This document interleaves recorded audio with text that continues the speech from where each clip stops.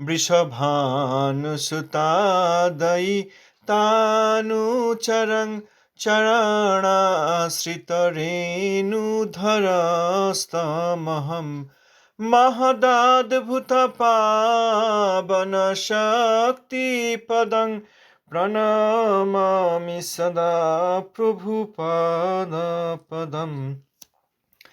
प्रणमामि सदा प्रभुपादपदं वृषभानुसुतादयि तानुचरं चरणाश्रितरेणुधरस्तमहं महदाद्भुतपावनशक्तिपदं प्रणमामि सदा प्रभुपादपदम् प्रणमामि सदा प्रभुपादपदं प्रणमामि सदा प्रभुपादपदम्।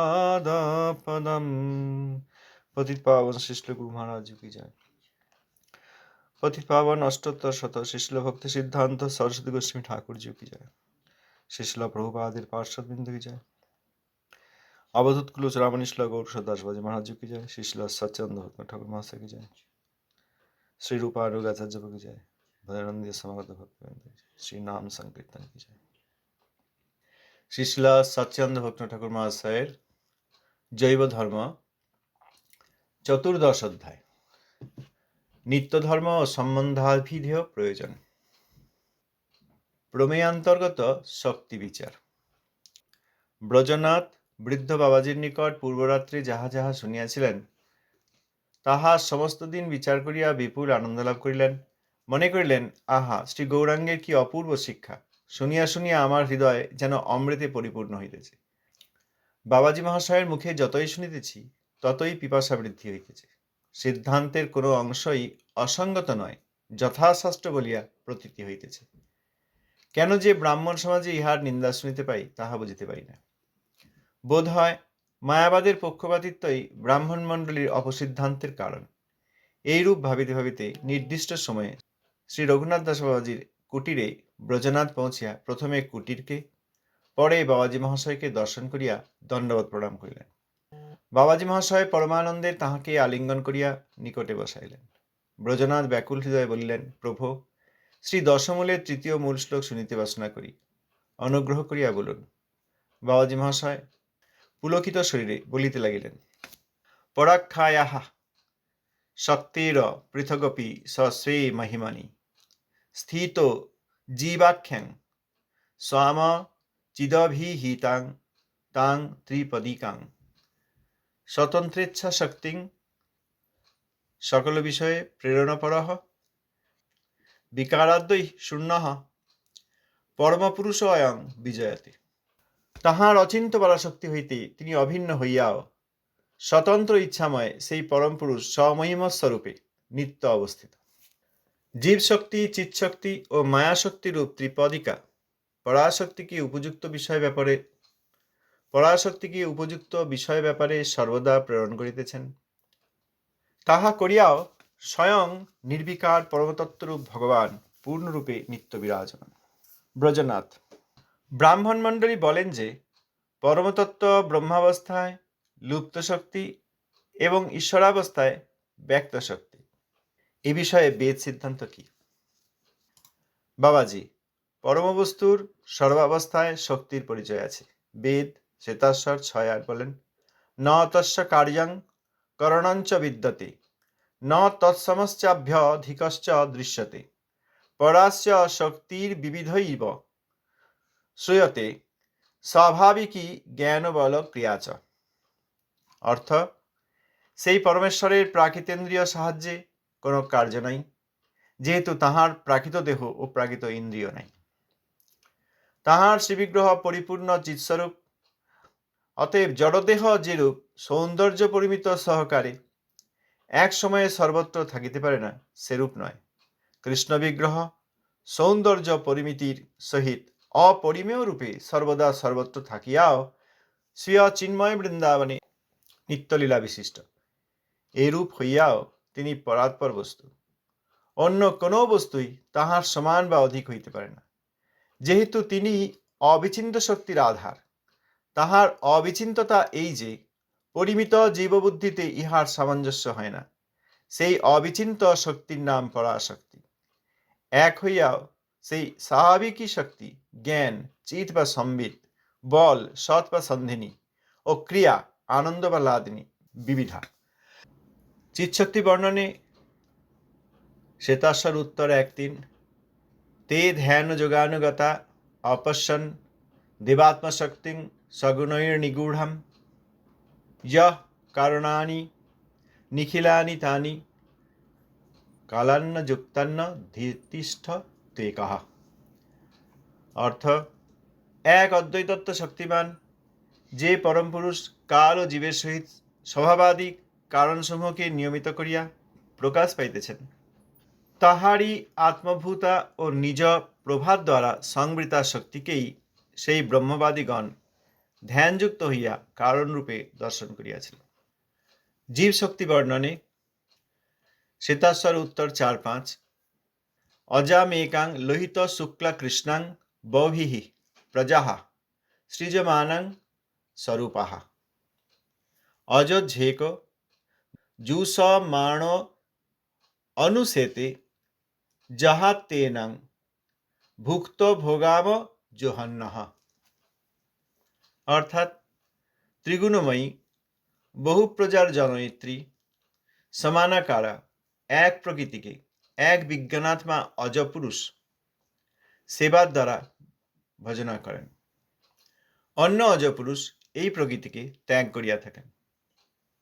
মায়াশক্তি বর্ণনে শ্বেতাশ্বর উত্তর 4:9 ছন্দাংসি যজ্ঞঃ ক্রতবো ব্রতানি ভূতং ভব্যং যচ্চ বেদা বদন্তি অস্মান্নায়ি সৃজতে বিশ্বমেতৎ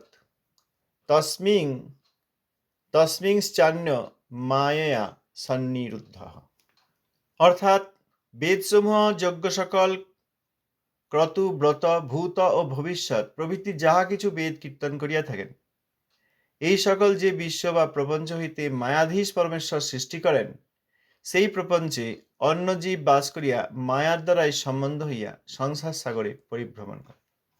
পরাশ্ব শক্তিহি, এই বাক্য পরমতত্ত্বের অত্যন্ত শ্রেষ্ঠ অবস্থাতেও একটি শ্রেষ্ঠ শক্তি স্বীকৃত হইয়াছে। নিঃশক্তিক অবস্থা তাহার কোথাও বর্ণিত হয় নাই। সবিশেষ আবির্ভাবে তিনি ভগবান এবং নির্বিশেষ আবির্ভাবে তিনি ব্রহ্ম। নির্বিশেষ গুণটিও সেই পরাশক্তি প্রকাশ করেন। অতএব নির্গুণ। নির্বিশেষ ব্রহ্মেও শক্তির পরিচয় দেখা যায়। সেই শ্রেষ্ঠ শক্তিকে পরাশক্তি, স্বরূপ শক্তি, চিৎশক্তি ইত্যাদি নামে স্থানে স্থানে বর্ণন করা হইয়াছে। লুপ্ত শক্তি ব্রহ্ম একটি ভান মাত্র, মায়াবাদীর কল্পিত তত্ত্ব। নির্বিশেষ ব্রহ্ম বস্তুত মায়াবাদের অতীত।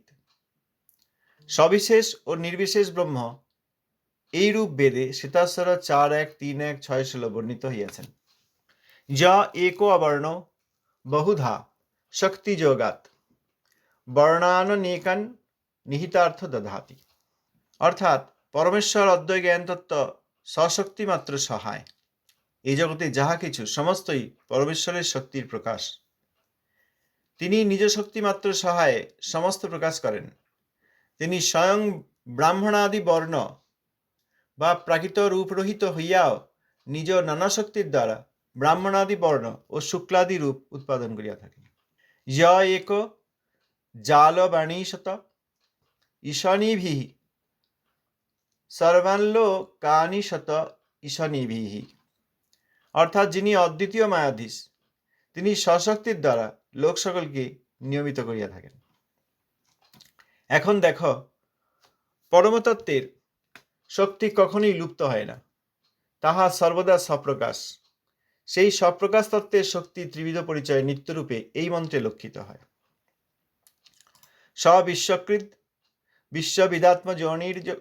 বিশ্ববিদাত্মজনির্গহ কাল কাল গুণী সর্ববিদ যহ প্রধান ক্ষেত্রজ্ঞ পতির্গুণেশঃ সংসার মোক্ষস্থিতি বন্ধ হেতু। অর্থাৎ, সেই বিশ্বের কর্তা, বিশ্ববেত্তা, আত্মজনী, জ্ঞানী, কালকর্তা, গুণী, সর্ববেত্তা, প্রধান ও ক্ষেত্রজ্ঞপতি, গুণেশ এবং সংসারের মোক্ষ, স্থিতি ও বন্ধনের কারণ। ত্রিপদিকা শক্তির বিবরণে এই মন্ত্রেই প্রধান শব্দে মায়াশক্তি, ক্ষেত্রজ্ঞ শব্দে জীবশক্তি, ক্ষেত্রজ্ঞপতি শব্দে চিৎশক্তি লক্ষিত হয়। ব্রহ্মাবস্থা ও ঈশ্বরাবস্থা ভেদে লুপ্ত শক্তি ও ব্যক্ত শক্তির পরিচয় ভেদ মায়াবাদান্তর্গত মতবাদ মাত্র। বস্তুত তিনি সর্বদা সর্বশক্তিমান, সেই অবস্থায় তাহার সমহিমা ও স্বরূপে অবস্থান। সেই অবস্থাতেই তিনি পরমপুরুষ এবং শক্তিযুক্ত হইয়াও স্বেচ্ছাময়।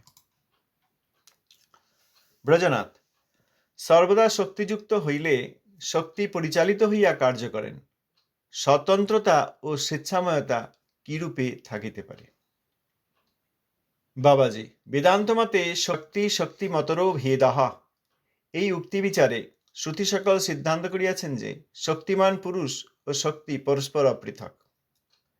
কার্য সকল শক্তির পরিচয়, কার্য করিবার যে ইচ্ছা তাহা শক্তিমানের পরিচয়। জড়জগৎ মায়াশক্তির কার্য, জীবসমূহ জীবশক্তির কার্য, চিৎজগৎ চিৎশক্তির কার্য। চিৎশক্তি জীবশক্তি ও মায়াশক্তিকে নিত্যরূপে স্বীয় স্বীয় কার্যে প্রেরণ করিয়াও তিনি স্বয়ং কার্য হইতে নির্লিপ্ত ও নির্বিকার। ব্রজনাথ স্বেচ্ছাক্রমে কার্য করিয়া স্বয়ং কি প্রকারে নির্বিকার হইতে পারেন? স্বেচ্ছাময় বলিলেই তো সবিকার হইল। বাবাজি, নির্বিকার বলিলে মায়িক বিকার শূন্যতাকে বুঝাইবে। মায়া স্বরূপ শক্তির ছায়া, তাহার যে কার্য তাহা সত্য হইলেও নিত্য সত্য নয়। মায়াবিকার নিত্য নয়, অতএব পরমতত্ত্বে সে বিকার নাই। পরমতত্ত্বে যে ইচ্ছা ও বিলাসরূপ বিকার আছে, পরমতত্ত্বে যে ইচ্ছা ও বিলাসরূপ বিকার আছে তাহা চিদ্বৈচিত্র্য অর্থাৎ চিন্ময় প্রেম বিকাশ বিশেষ। তাহাতে অশুদ্ধি দোষ নাই, তাহা অদ্বয় জ্ঞানের অন্তর্গত। স্বেচ্ছাক্রমে মায়িক শক্তির দ্বারা জড়জগৎকে উদয় করিয়াও তাহার চিৎস্বরূপতা অখণ্ড রূপে আছে। চিদ্বৈচিত্র্যে মায়া সম্বন্ধ নাই। যাহাদের বুদ্ধি মায়িক তাহারা চিদ্বৈচিত্র্য বর্ণনকে মায়িক রূপে দেখে। যথা কামলারোগী সকল বর্ণকে নিজ দোষ দূষিত হরিদ্রাবর্ণ বিশিষ্ট দেখে এবং মেঘাচ্ছন্ন চক্ষু সূর্যকে মেঘাচ্ছন্ন দেখে। ইহার মূল তাৎপর্য এই যে মায়াশক্তি চিৎশক্তির ছায়া, অতএব চিৎকার যে যে বৈচিত্র্য আছে তাহার হেয় প্রতিফলনই মায়া বৈচিত্র্য। বহির্দৃশ্যে সাম্য আছে, কিন্তু বস্তু ব্যাপারে বিপর্যয়। আদর্শ নরশরীরের আকৃতি সমতল কাজদর্পণে যেরূপ মোটের উপর সমান দৃশ্য প্রতিভাত হয়, অঙ্গ সকল বিপর্যয়ক্রমে লক্ষিত হয়, অর্থাৎ দক্ষিণ হস্তকে বাম হস্ত ও বাম হস্তকে দক্ষিণ হস্ত ইত্যাদি দেখা যায়। তদ্রূপ চিৎজগতের বৈচিত্র্য ও মায়িক জগতের বৈচিত্র্য স্থূল দর্পণে সমবোধ হইলেও সূক্ষ্ম দর্শনে বিপর্যস্ত। মায়া বৈচিত্র্য চিৎবৈচিত্র্যেরই বিকৃত প্রতিফলন। অতএব তদুভয়ের বর্ণনে সাম্য, কিন্তু বস্তুতে পার্থক্য আছে। মায়িক বিকার শূন্য সেই স্বেচ্ছাময় পুরুষ মায়ার অধ্যক্ষ স্বরূপ তাহাকে নিজ কার্য করাইতেছেন। নিত্য ধর্ম আর সম্বন্ধ অভিধেয় প্রয়োজন, সেখানে প্রমেয় অন্তর্গত শক্তির বিচার, এই বিষয়ে বলছেন। ব্রজনাথ বাবাজি মহারাজের কথা শুনে মহাপ্রভুর যে অপূর্ব শিক্ষা সেটা উপলব্ধি করছেন, আর যত শুনছেন পিপাসা তত বৃদ্ধি পাচ্ছে। ব্রাহ্মণরা এটা বুঝতে পারে না কেন? মায়াবাদের প্রতি তাদের যে পক্ষপাতিত্ব রয়েছে, সেই জন্যই তাদের অপসিদ্ধান্তের এইসব কারণ। যেখানে মায়াবাদ বা মায়াবাদ পক্ষপাতিত্ব, সেখানে আর প্রকৃত শিক্ষা সম্ভব নয়। তিনি প্রথমেই শ্রী শিবাসঙ্গন পৌঁছালেন এবং প্রথম প্রণাম করলেন কুটিরটিকে, বাবাজি মহারাজের ভজন কুটির, সেই ভজন কুটিরকে প্রথম প্রণাম করলেন। তারপর বাবাজি মহারাজকে দর্শন করে তাকে দণ্ডবোধ করলেন। অতএব কুটিরকেও প্রণাম করতে হয়, সমাধি মন্দির, ভজনস্থলী আদি। প্রথমে সেখানেই প্রণাম, প্রথমে মন্দিরকেই প্রণাম করতে হয়, তারপর মন্দিরের যিনি অধিষ্ঠাত্রী, যিনি অধিষ্ঠাতা, যে মহাবৈষ্ণব, তাকে প্রণাম করতে হয়। বাবাজি মহারাজ কৃপাপূর্বক তাকে আলিঙ্গন করে বসালেন। এবং পুলকিত শরীরে তৃতীয় শ্লোক বললেন, কারণ ব্রজনাথ দশমূলের তৃতীয় শ্লোক শুনতে চান। ভগবানের অচিন্ত্য পরাশক্তি, সেই শক্তি তাঁর থেকে অভিন্ন হয়েও ভগবান আবার স্বতন্ত্র ইচ্ছাময়, অভিন্ন আবার স্বতন্ত্র ইচ্ছাময়। এই হচ্ছে অচিন্ত্য ভেদাভেদ সিদ্ধান্তের বিচার। অচিন্ত্য পরাশক্তি কার? ভগবানের। অতএব সেই অচিন্ত্য পরাশক্তি থেকে তিনি অভিন্ন, আবার হয়েও তিনি স্বতন্ত্র এবং ইচ্ছাময়। তাঁর তিন প্রকার শক্তি আছে প্রধানত: জীব শক্তি, চিৎ শক্তি ও মায়া শক্তি। যেখানে যেরকম প্রয়োজন তিনি সেখানে তাঁর সেই রকম শক্তিকে ব্যবহার করেছেন, প্রেরণ করেছেন, অর্থাৎ ব্যবহার করেছেন। সেটা করেও নিজে নির্বিকার এবং পরমতত্ত্বরূপ ভগবান পূর্ণরূপে নিত্য বিরাজমান। এরপর ব্রজনাথ প্রশ্ন করলেন যে ব্রাহ্মণ মণ্ডলী যে বলেন যে পরমতত্ত্ব যখন ব্রহ্মাবস্থায় তখন লুপ্ত শক্তি, অর্থাৎ ব্রহ্মের কোনো শক্তি নাই, এবং ঈশ্বর অবস্থায় তখন তিনি ব্যক্ত শক্তি, অর্থাৎ তখন তার শক্তির প্রকাশ আছে। এ বিষয়ে বেদের সিদ্ধান্ত কি? ব্রহ্মাবস্থায় লুপ্ত শক্তি আর ঈশ্বর অবস্থায় ব্যক্ত শক্তি। বাবাজি মহারাজ প্রমাণাদি দিয়ে বললেন যে পরমেশ্বরের কোনো প্রাকৃত ইন্দ্রিয় সাহায্যে কাজ নেই। আমাদের যে প্রাকৃত ইন্দ্রিয় কর্ম বা জ্ঞানেন্দ্রিয়, সেই দ্বারা আমাদের কাজ, ভগবানের সেরকম নয়, কারণ তার প্রাকৃত দেহই নেই, তার প্রাকৃত ইন্দ্রিয়ও নেই। তার শ্রীবিগ্রহ সম্পূর্ণ পরিপূর্ণ চিৎস্বরূপ। অতএব একটি জড়দেহ যেমন সৌন্দর্য পরিমিতি সহকারে, অর্থাৎ একটা রূপ ধারণ করে কোনো একটি জায়গায় থাকতে পারে, তিনি সেই রকম নন। তিনি অপ্রাকৃত সৌন্দর্য পরিমিতি গ্রহণ করলেও সর্বদা সর্বত্র থাকতে পারেন। এখন এখানে আছেন অতএব ওখানে নেই, সেরকম নয়। তিনি নিত্য বৃন্দাবনে আছেন, ভৌম বৃন্দাবনে আছেন। পূর্ব যেসব স্থানে, যেসব ব্রহ্মাণ্ডে ভৌম বৃন্দাবন প্রকাশ করে নিত্য বৃন্দাবনকে নিয়ে এসে এই জগতে প্রকাশ করে লীলাদি করেছেন, সেই লীলা সংগোপন করেও তিনি সেখানে আছেন। বর্তমানে যেখানে লীলা হচ্ছে সেখানেও তিনি সর্বত্র আছেন। এইভাবে সর্বত্র তিনি আছেন, সর্বত্র আছেন এবং সর্বদা একই সময়ে সব জায়গায় আছেন। সর্বত্র থাকিয়াও সেও চিন্ময় বৃন্দাবনে নিত্যলীলা বিশিষ্ট। নিত্য বৃন্দাবনে সর্বদা তাঁর লীলা প্রকাশমান। এইরকম হয়েও তিনি পরাৎপর বস্তু, কোনো বস্তুই তাঁর সমান বা তাঁর থেকে অধিক নয়, যেহেতু তাঁর শক্তি অবিচিন্ত শক্তি, অচিন্ত এবং অবিচিন্ত। কিন্তু জীব তার সীমিত বুদ্ধিতে তাকে ধারণা করতে পারে না, এইটাই অবিচিন্ততা। কারণ জীব যদি চিন্তা করতে পারত তাহলে তিনি অবিচিন্ত হতেন না। অনেকে এবার দেখছি লিখছেন এইরকম যদি কেউ করেন, তাতে তিনি সর্বদা চিন্তন করেন। চিন্তন যদি এই প্রাকৃত মনের ধারণা হয়, সেই চিন্তন বলেন, তাহলে সম্ভবই নয়, কৃষ্ণকে চিন্তাই করা যায় না। কৃষ্ণ ভাবনা সম্ভবই নয়, মনের দ্বারা কৃষ্ণ ভাবনা সম্ভব নয়। যখন অনর্থাদি চলে গিয়ে চিন্ময়ত্ব প্রাপ্ত হবে, তখন ওই চিন্ময় আত্মা সেখানে ভগবান আবির্ভূত হন, তখন কৃষ্ণ ভাবনা সর্বত্র প্রকাশিত হয়। তা না হলে যদি মন চিন্তা করতে পারত, মন যুক্তি তর্ক দিতে পারত, তাহলে তো তাকে অবিচিন্ত বলা যেত না। তিনি অচিন্ত, অতএব মনের অগম্য। অতএব পরিমিত জীব বুদ্ধিতে তাঁর সামঞ্জস্য হয় না। সেই অবিচিন্ত শক্তির নাম পরাশক্তি। সেই পরাশক্তি এক হয়েও তিন ভাগে বিভক্ত: জ্ঞান, চিৎ বা সম্বিত, বল, সৎ বা সন্ধিনী ও ক্রিয়া, আনন্দ বা লাদিনী। এই তিন ভেদে বিবিধা, অর্থাৎ ত্রিবিধা। ত্রিবিধা আবার এনাদেরও অনেক ভাগ বিভাগ রয়েছে। অতএব ব্রাহ্মণগঞ্জে বলেন যে ব্রহ্ম অবস্থায় তিনি লুপ্ত শক্তি বা নিঃশক্তি, আর পরমাত্মা অবস্থায় তিনি ব্যক্ত শক্তি। এটি ঠিক নয়, কারণ পরাশ্য শক্তি এই বাক্যের দ্বারা তার পরমতত্ত্বের শ্রেষ্ঠত্ব প্রমাণিত হয়েছে। পরমতত্ত্বের অত্যন্ত শ্রেষ্ঠ অবস্থাতেও একটি শ্রেষ্ঠ শক্তি স্বীকৃত হয়েছে, অত্যন্ত শ্রেষ্ঠ অবস্থাতেও আবার একটি শ্রেষ্ঠ শক্তি। অতএব নিঃশক্তিক অবস্থা তাকে কোথাও বলেননি বেদ বা উপনিষদ।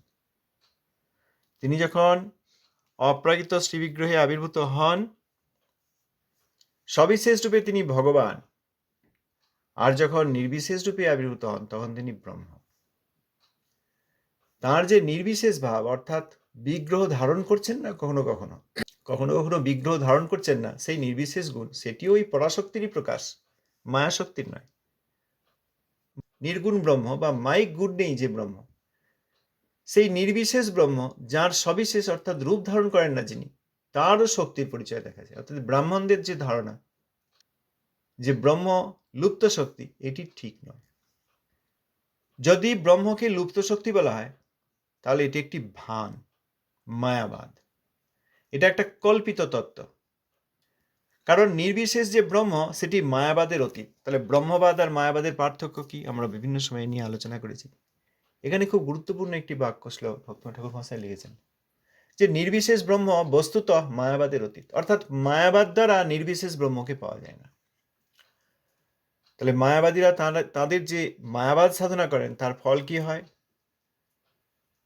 তারা প্রকৃত ব্রহ্মবাদ না পেয়ে, প্রকৃত ব্রহ্ম না পেয়ে, ওই মায়াবাদ ধারণায় ব্রহ্মের সঙ্গে বিলীন হতে গিয়ে তারা অপরাধপূর্বক শাস্তিপ্রাপ্ত হন। আর যারা প্রকৃত ব্রহ্মবাদী, তারা নির্বিশেষ ব্রহ্মকে তাদের ব্রহ্মজ্ঞান দ্বারা দর্শন করতে পারেন। অতএব নির্বিশেষ ব্রহ্ম বস্তুত মায়াবাদের অতীত। এরপর সবিশেষ এবং নির্বিশেষ ব্রহ্ম সম্বন্ধে শ্রুতিতে যেরকম, বেদে যেরকম উল্লেখ আছে, সেটা দেখিয়ে বললেন যে পরমতত্ত্বের শক্তি কখনোই লুপ্ত হয় না, সর্বদা সপ্রকাশ। এবার সেই সপ্রকাশ তত্ত্বের শক্তি 3 প্রকার। প্রমাণ সহকারে তিনি সেই ত্রিপদিকা শক্তির বিবরণে প্রধান শব্দে মায়া শক্তি, ক্ষেত্রজ্ঞ শব্দে জীব শক্তি আর ক্ষেত্রজ্ঞপতি শব্দে চিৎ শক্তি হিসেবে বর্ণনা করেছেন। প্রধান ক্ষেত্রজ্ঞ ক্ষেত্র, প্রধান মায়া শক্তি, ক্ষেত্রজ্ঞ জীব, আর ক্ষেত্রজ্ঞের প্রতি পরমাত্মা চিৎ শক্তি। ব্রহ্মাবস্থা এবং ঈশ্বরাবস্থা ভেদে যে লুপ্ত শক্তি ও ব্যক্ত শক্তি ব্রাহ্মণেরা বলছেন, সেটি ওই মায়াবাদের অন্তর্গত। অর্থাৎ এই ব্রাহ্মণগণ বিরোধ করেন। বিরোধ কে করেন? এই তথাকথিত ব্রাহ্মণগণ। এখানেও বিরোধ তাই দেখা যাচ্ছে। তথাকথিত বৈষ্ণবরা বিরোধ করছেন, প্রকৃত বৈষ্ণব নন। তথাকথিত এইসব ব্রাহ্মণেরা বিরোধ করছেন মায়াবাদ গ্রহণ করে। প্রকৃত ব্রাহ্মণ তারা নন। বিরোধ তারাই করেন, যারা খুব কাছে আছেন মনে হয়, তারাই বিরোধ করেন। এটাই দুর্ভাগ্য। এখন জগতেও তাই দেখা যায়। তাহলে ব্রহ্মাবস্থায় লুপ্ত শক্তি আর ঈশ্বরাবস্থায় ব্যক্ত শক্তি, এই ধারণাটি মায়াবাদের ধারণা। এই মায়াবাদ অন্তর্গত মতবাদ মাত্র। মতবাদ মানে কি? যেটা সত্যি নয়। এই জগতের মনের কারখানায় তৈরি এইসব মতবাদ। কিন্তু তিনি সর্বদাই সর্বশক্তিমান, সবিশেষ ভগবান রূপেও সর্বশক্তিমান। আবার নির্বিশেষ যে ব্রহ্ম, তিনিও নিঃশক্তির নন। অতএব সব সময়েই সর্বাবস্থায় তার নিজস্ব মহিমা, স্বমহিমা ও স্বরূপে অবস্থান। স্বমহিমা তার নিজের মহিমা সবসময় তার থাকে এবং তার নিত্যস্বরূপ সর্বদা থাকে। তার স্বমহিমা স্বস্বরূপে তিনি অবস্থান করেন। এই অবস্থাতেই তিনি পরম পুরুষ এবং শক্তিযুক্ত হয়ে স্বেচ্ছাময়। এবার প্রশ্ন করলেন, শক্তিযুক্ত হলে শক্তি পরিচালিত হয়ে কাজ করে, তাহলে স্বতন্ত্রতা স্বেচ্ছাময়তা একসঙ্গে কি করে সম্ভব? এবং সূক্ষ্ম একটা বিচার করেছেন, সূক্ষ্ম বিচার দিয়ে এই প্রশ্ন রেখেছেন। তো বিচারটি হচ্ছে এই, যে স্বতন্ত্রতা একরকম, অর্থাৎ কোনো পরতন্ত্রতা নেই। আবার স্বেচ্ছাময়তা, স্ব ইচ্ছাময়তা, অর্থাৎ ইচ্ছার অধীন মনে হচ্ছে,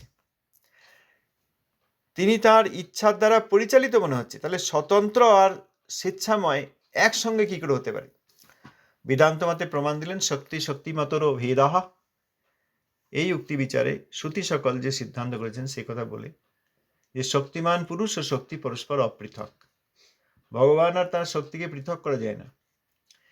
যে কাজ করেন সেটি শক্তির পরিচয়, আর কাজ করার যে ইচ্ছা সেইটি হচ্ছে শক্তিমানের পরিচয়।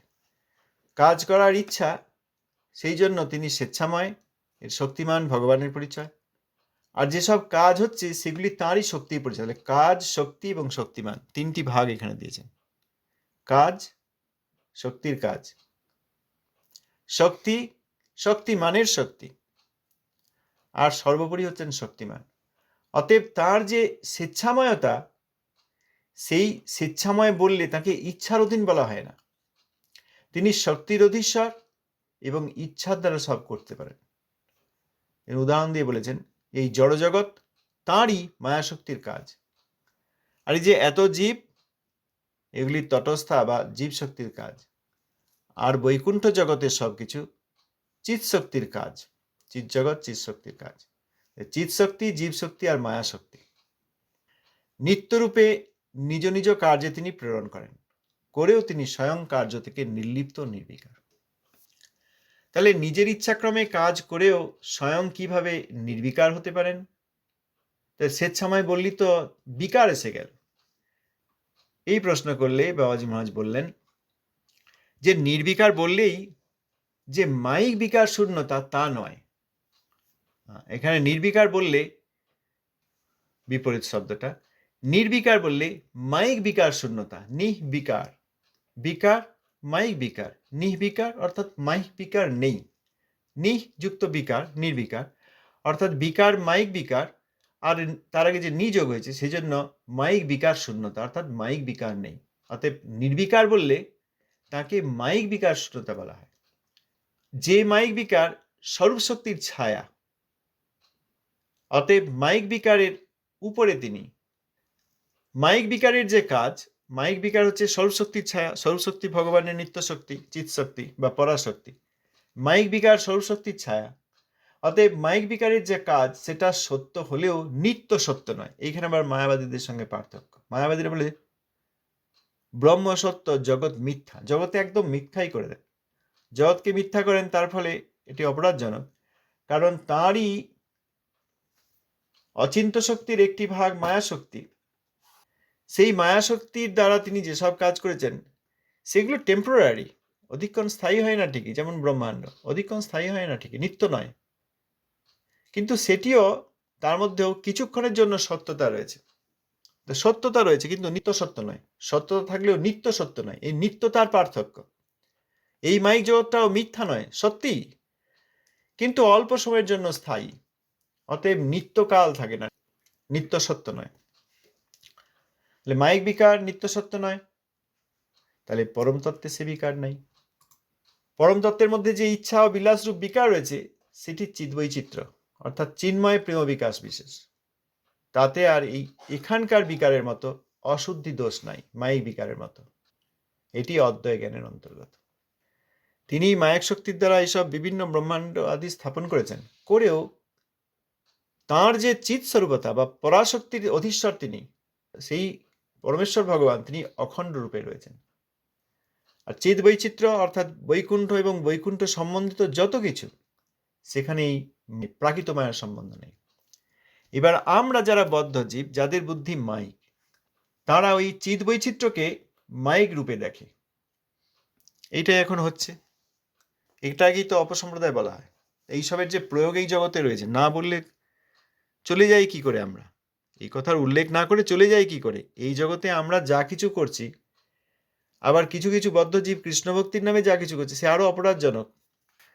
কেননা তারা মনে করছেন যে ভগবানের চিৎবৈচিত্র্য আমাদের মায়িক বুদ্ধির অধীন, অতএব চিৎবৈচিত্র্য বর্ণনকে মায়িক রূপে দেখে। এইটাই হচ্ছে চিৎজড় সমন্বয়বাদ। ওই চিৎবৈচিত্র্য বৈকুণ্ঠ আর মায়িক শক্তির কাজের প্রত্যক্ষ ফলরূপ যে ব্রহ্মাণ্ড, সেখানকার দুটিকে মিলিয়ে দেওয়া, এখানকার ধারণা ওখানে নিয়ে যাওয়া আর ওখানকার ধারণা এখানে নিয়ে আসা, চিৎজড় সমন্বয়বাদ। এটা অপসম্প্রদায়। চিৎবৈচিত্র্যের স্থানে আছে, চিৎবৈচিত্র্যময় বৈকুণ্ঠে আছে, আর এই মায়া শক্তির দ্বারা ব্রহ্মাণ্ডে যত কিছু, সেগুলি ওই ক্ষণসত্য, নিত্য সত্য নয়, সেইভাবে রয়েছে। উদাহরণ দিচ্ছেন কামলা রোগী, অর্থাৎ যাদের জন্ডিস হয়, এই সব রঙকেই তারা হলুদ দেখে, সর্বত্র হলুদ, গোটা পৃথিবীটাকে হলুদ দেখে। পৃথিবীটাকে হলুদ রং নয়, পৃথিবীর বিভিন্ন রং আছে, গাছের সবুজ রং, আকাশের হালকা নীল রং ইত্যাদি বহু রং আছে। কিন্তু নেবা রোগী বা জন্ডিস যাদের হয়েছে বা কামলা রোগী, তারা সর্বত্রই হরিদ্রা বর্ণ হলুদ দেখে। এটা তাদের দেখার দোষ, তাদের রোগের ফল, তাদের চোখের দোষ। আবার মেঘাচ্ছন্ন চক্ষু সূর্যকে দেখতে পায় না, সূর্যকে মেঘাচ্ছন্ন দেখে, যেন সূর্যকে মেঘ ঢাকা দিয়েছে। মেঘ এই পৃথিবীর চারিদিকে যে বায়ুমণ্ডল রয়েছে সেইখানে অবস্থান করে পৃথিবীর কোনো কোনো ক্ষেত্রকে সূর্য থেকে আড়াল করে রেখেছে। এখন আমাদের এখানে মেঘ করেছে, সূর্য দেখা যাচ্ছে না। মেঘকে কাটিয়ে উপরে উঠলেই তখন চারিদিকে নীল আকাশ আর সূর্য দেখা যায়। তাহলে মেঘ সূর্যকে আড়াল করেনি, মেঘ আমার চোখকে আড়াল করেছে সূর্যের থেকে। অতএব দুটো উদাহরণ দিলেন যে কামলা রোগী তারা সবই হলুদ দেখে, আবার মেঘাচ্ছন্ন চোখ সূর্যকে মেঘাচ্ছন্ন দেখে, কিন্তু সূর্য প্রকৃতপক্ষে মেঘাচ্ছন্ন হননি। সূর্য যেমন সেরকম আছেন, তাঁর রশ্মি ব্রহ্মাণ্ডেই প্রকাশিত হচ্ছে। আমরা যে পৃথিবীর যে অংশে রয়েছি সেইখানে কিছু মেঘ এসে আমাদের চোখকে ঢাকা দিয়ে দিয়েছে। মূল তাৎপর্য এই যে মায়াশক্তি চিৎশক্তির ছায়া, মায়াশক্তি ভগবানের মায়াশক্তি, বহিরঙ্গা মায়াশক্তি, এই অন্তরঙ্গা চিৎশক্তির ছায়া। অতএব চিৎকার যেসব বৈচিত্র্য আছে, অর্থাৎ বৈকুণ্ঠের যত বৈচিত্র্য, তার ওই হেয় প্রতিফলন এখানে। বাইরে দেখতে গেলে তার মধ্যে সাম্য রয়েছে, কিন্তু বস্তু ব্যাপারে বিপর্যয়। কোনো একটা পুকুর, স্থির জল, সেই পুকুরের পাড়ে তাল গাছ আছে, নারকেল খেজুর গাছ আছে, অন্যান্য গাছ আছে, বা লোকজন যাতায়াত করছে, আর পুকুরে তাদের ছায়া পড়ছে। প্রকৃত যে রূপ রয়েছে গাছপালা ইত্যাদি, আর পুকুরের জলে যে ছায়া পড়ছে, এই ছায়ার পার্থক্য রয়েছে। কিন্তু সেই ছায়াটিকে বাইরে থেকে দেখলে ওই সাম্য একই রকম লাগছে, ওই তো গাছটা, কিন্তু উল্টো দিকে গাছটা, ছবিটা উল্টো দিকে হয়। তাল গাছের উপরে যে মাথা, সেটা পুকুরের ছবি পড়লে তাল গাছের মাথাটা সবচেয়ে নিচে। অতএব বাইরে থেকে সাম্য ওই একই রকম দেখতে, খুব সুন্দর, ওই তো তাল গাছ, তার ছবি এখানে রয়েছে। কিন্তু ওই বহির্দেশে বাহ্যত সাম্য বা ওই রকম একতা বা মিল থাকলেও বস্তু ব্যাপারে বিপর্যয় হয়ে গেছে। আবার উদাহরণ দিচ্ছেন সমতল কাচ, মানে আয়না। আয়নার সামনে দাঁড়ালে আমরা আমাদের নিজের প্রতিবিম্বকে দেখতে পাই, সমান দৃশ্যই মনে হয়, ওই তো আমার চোখ, ওই আমার হাত পা ইত্যাদি। কিন্তু অঙ্গ সকল বিপর্যয়। আমি যদি আমার বাঁ হাতটা তুলি, আয়নার ছবিতে দেখা যায় ও ও ডান হাতটা তুললো, তাহলে বাম দিক ডান দিক ভেদ হয়ে যায়, তাহলে বিপর্যয় হয়। বলছেন এখানে বিপর্যয় ক্রমে লক্ষিত হয়, অর্থাৎ দক্ষিণ হস্তকে বাম হস্ত, বাম হস্তকে দক্ষিণ হস্তে, ডান দিক বাঁ দিক বিপরীত হয়ে যায়। সেরকম চিৎ জগতের যে বৈচিত্র্য, অর্থাৎ বৈকুণ্ঠের বৈচিত্র্য, আর এই মাইক জগতের বৈচিত্র্য ওই রকমই। এখানেও বৈচিত্র্য রয়েছে, এখানে ওই বাৎসল্য রস, সখ্য রস সব রয়েছে, কিন্তু এগুলি বাইরে থেকে দেখলেও একই মনে হয়। আমি আমার বন্ধু, তাহলে কৃষ্ণ কৃষ্ণের বন্ধু সেরকম। আমি আমার শরীর, তাহলে কৃষ্ণের সেরকম শরীর। এই বাইরে মনে হচ্ছে বুঝতে পারছি সব একই রকম, কিন্তু সূক্ষ্ম দর্শনে বিপর্যস্ত। কেন না, কৃষ্ণ আর আমি পার্থক্য করেছি, আমি প্রাকৃত দেহধারী আর ভগবান অপ্রাকৃত শরীরধারী। আমি আমার বন্ধুত্ব প্রাকৃত বন্ধুত্ব, স্বার্থের বন্ধুত্ব, একটু এদিক ওদিক হলেই সেই বন্ধুত্ব চলে যাবে। আর কৃষ্ণ আর তাঁর বন্ধুদের মধ্যে যে সখ্য রস, নিত্য সত্য এবং কৃষ্ণের জন্য আনন্দদায়ক। অতএব স্থূল দর্পণে সমবদ হইলেও, অর্থাৎ আয়নায় সমান মনে হলো, সূক্ষ্ম দর্শনে বিপর্যস্ত। এইটি আমরা বুঝতে পারি না। ওই জন্য গোলক থেকে পতন, এখানে সখী সকার নৃত্য কীর্তন, এইসব আমরা ভাবছি বোধহয় খুব বৈষ্ণবতা হচ্ছে। এখানে এই কথাই বলা আছে যে সূক্ষ্ম দর্শন যাদের নেই তারা ওইরকম মনে করবে আমরা গোলক থেকে পড়েছি, কেউ মনে করবে, কেউ সেটা বলবে না, আবার ভাববে যে আমরা এরকম ভালো পোশাক পরিচ্ছদ পরে নাচ গান করবো, গোপীনাথকে খুব আনন্দ দান করবো। তাদের সূক্ষ্ম দর্শন নেই, সূক্ষ্ম দর্শন হবে না, কারণ আমরা এখনো তো মনোধর্ম ত্যাগ করিনি। মনোধর্ম ত্যাগ না করলে মনের অবিচিন্ত ভগবান, এই জন্য তিনি অচিন্ত শক্তিধর, চিন্তনীয় শক্তিধর নন।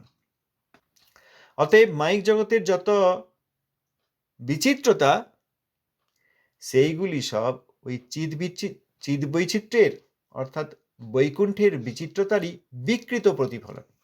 এবার এই যে গাছপালা এসবের উদাহরণ দেওয়া হলো, পুকুরের পাড়ে রয়েছে, স্থির জল থাকলে ওই রকম ছবি হচ্ছে, মনে হচ্ছে ওই তো গাছটা এরকম, কিন্তু উল্টো দিকে দাঁড়িয়েছে। আবার ওই যদি তরঙ্গায়িত হয় জল, কেউ যদি জলে হাত দেয় বা হাওয়া দেয়, বা কোনো মাছ যদি ওঠে, কোনো কারণে জলে যদি তরঙ্গ হয়, তখন যে ছবি দেখছিলাম সেটাই আবার ভেঙে চলে যায়। ওইটা হচ্ছে মায়াবাদ। চিৎ জগতের যে প্রতিফলন দেখা যাচ্ছে সেটি বিপর্যস্ত বুঝতে পারলে তখন বৈকুণ্ঠ জগৎ আর এই বর্তমান জগতের ব্যক্তির ধারণা, ব্যক্তির মানসিকতা, বিভিন্ন রস ইত্যাদি সব বোঝা যায় যে এগুলি আলাদা। আবার যদি তরঙ্গায়িত হয় তাহলে মায়াবাদের দ্বারা ওই একসঙ্গে মিলিয়ে দিয়ে আরো বড় অপরাধ করা হয়।